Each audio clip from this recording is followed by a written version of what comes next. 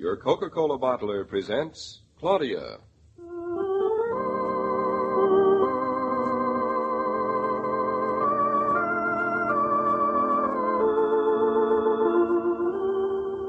Claudia, based on the play and novels by Rose Franken. Brought to you, transcribed Monday through Friday, by your friendly neighbor who bottles Coca-Cola. Relax, and while you're listening, refresh yourself.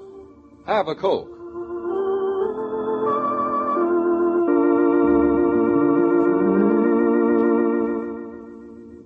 And now, Claudia.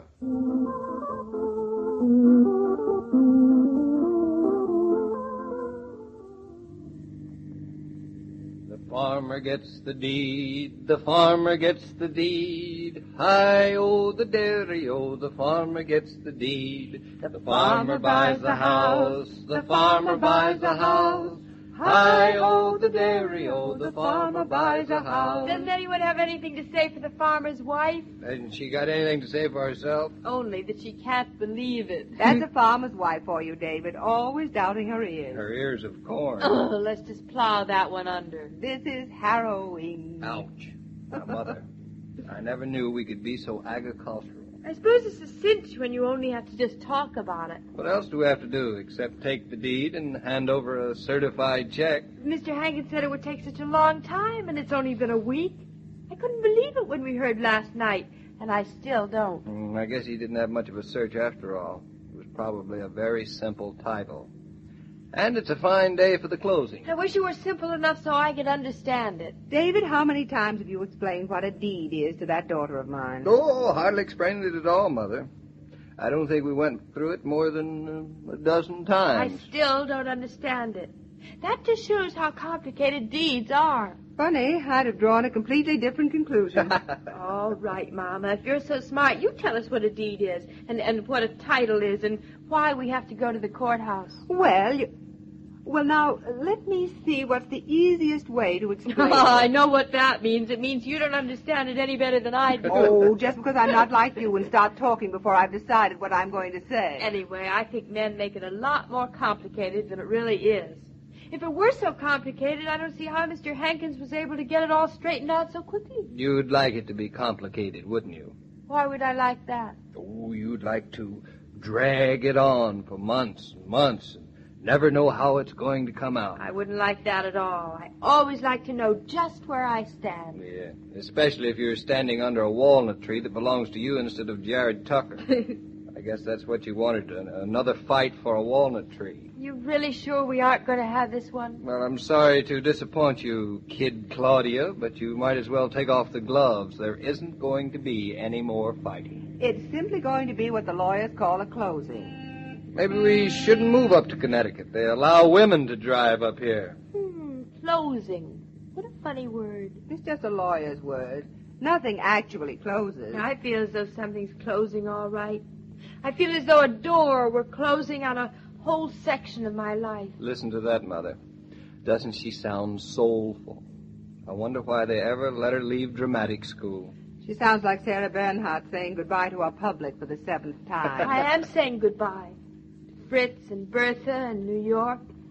And that funny little delicatessen store where we got the hot dogs for lunch on my birthday. And I'm saying hello to no milk on your doorstep in the morning and no Fritz to keep the radiators from making noise. And when you go to the office in the morning, no picking up the phone. And disturbing Lottie. And I love it. That's what landowning means. You don't seem to realize that this is a very solemn occasion. You don't realize how much I realize. I realize it, too, and I'm going to celebrate it in a very solemn fashion. How, Mother? By singing, of course. Come on, David, give me the key. The farmer left the town, the farmer left the town. Hi-oh, the dairy-o, the farmer left the town. The farmer took his wife, the farmer took his wife. Hi-oh, the dairy-o, the farmer took his wife.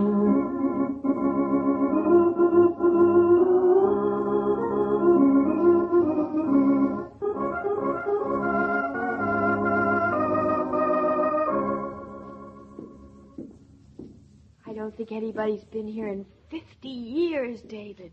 Look at the dust on everything. Listen. listen to the stairs. They make practically as much noise as the house we're buying. I don't know why people say the country's so quiet. This isn't country. This is the biggest office building in Eastbrook Center. I think it's the only office building in Eastbrook Center. I wonder if Mr. Hankins has ever been up in an elevator. So there's his office. Rupert Hankins, counselor at law. What do you think it's going to be like inside? Oh, lots of old books and a dictionary on a stand and a green shade on the window. And a fan in the ceiling. And one of those shiny brass things in the corner under the chair. Exactly. Only it won't be shiny and brass. Well, take a deep breath.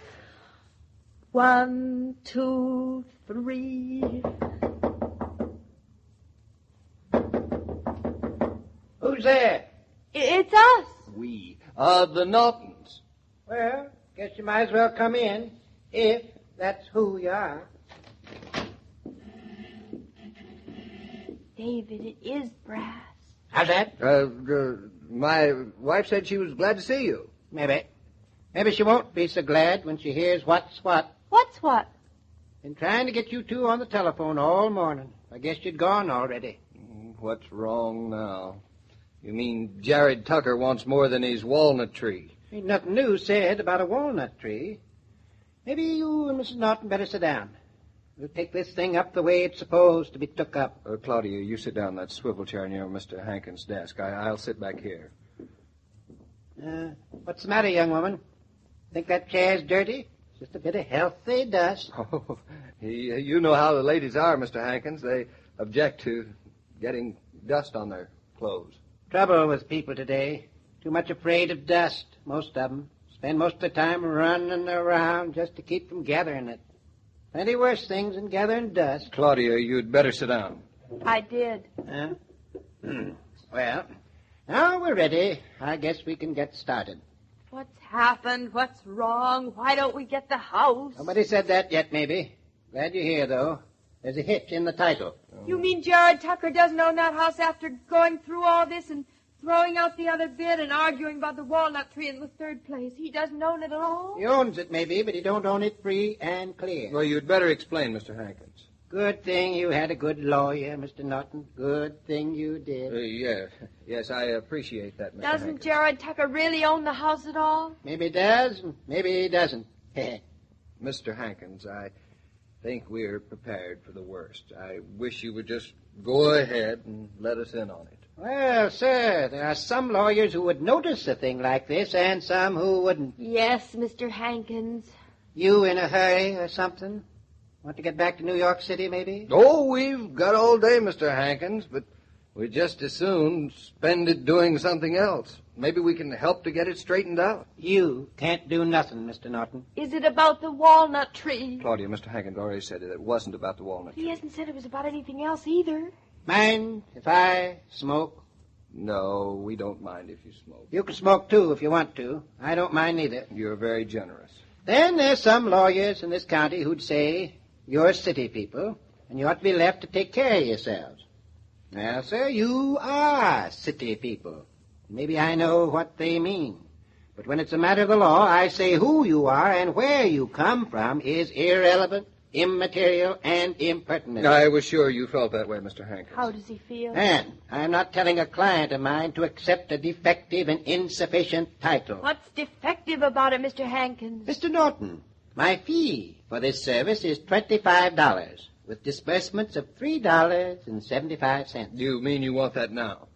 I hope I don't have to go to New York for it. I'll write out a check for you. Will that be all right? Maybe it will.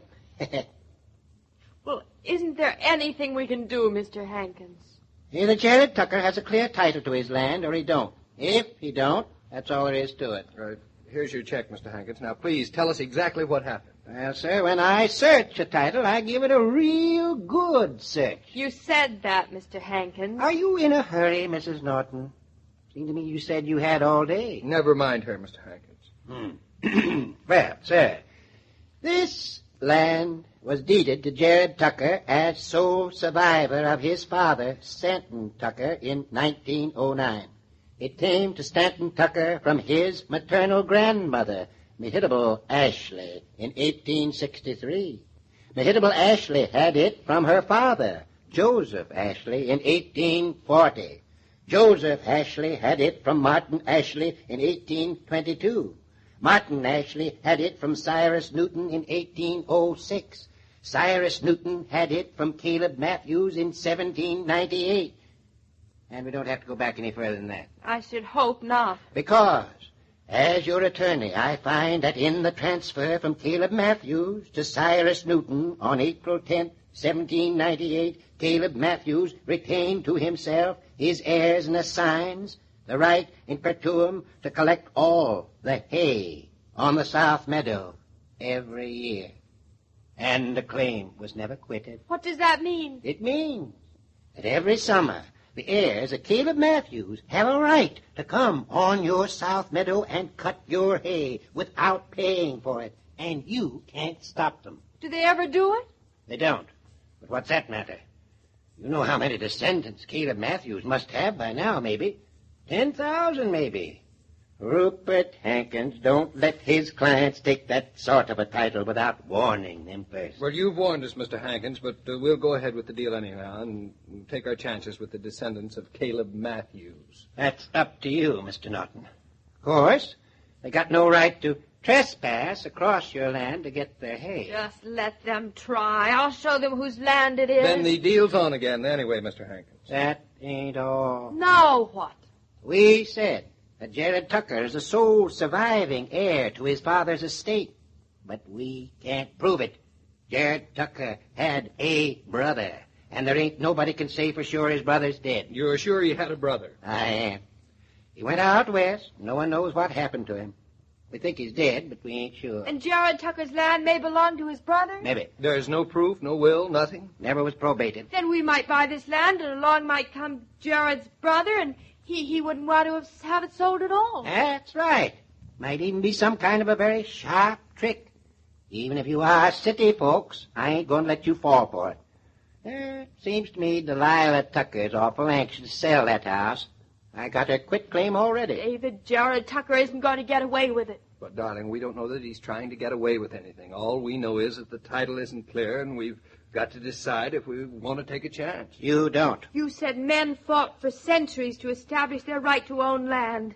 Well, you just watch me fight, Jared Tucker. Mr. Naughton, I can see your wife don't know much about the law. Mr. Hankins, I can see your law don't know much about my wife.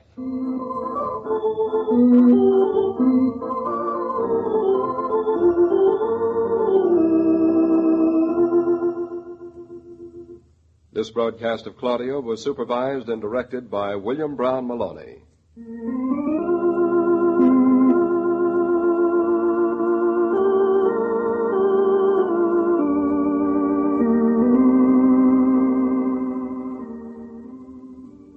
Have a Coke, says Junior to the gang, and he doesn't have to wait for the answer. Have a Coke, says Dad to his gin rummy partner, and he gets an immediate nod. Have a Coke, says Mom to her bridge foursome, and they pause, refreshed in anticipation. Why not pause for a delicious ice-cold Coca-Cola right now?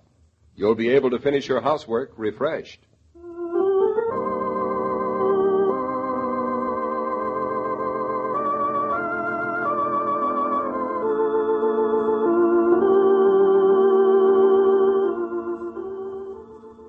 Every day, Monday through Friday, Claudia comes to you, transcribed, with the best wishes of your friendly neighbor who bottles Coca-Cola. So listen again tomorrow at the same time. And now this is Joe King saying au revoir. And remember, whoever you are, whatever you do, wherever you may be, when you think of refreshment, think of Coca-Cola. For ice-cold Coca-Cola makes any pause the pause that refreshes.